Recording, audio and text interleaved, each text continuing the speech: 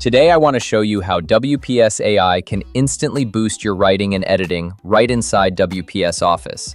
I've been using it for the last couple of months. If you haven't installed WPS Office yet, grab it from the link in the description so you can follow along easily.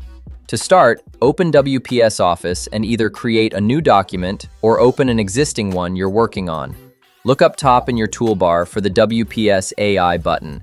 Clicking it opens the AI panel where all the smart writing tools live. If you need to generate new content like emails, reports, or paragraphs, just type your prompt into the AI box and watch as WPS AI drafts it for you. You can insert, tweak, or regenerate it until it fits perfectly. For polishing your current text, highlight the part you want to improve. From the AI panel, select options like Rewrite, Polish, Shorten, Expand, or Grammar Fix.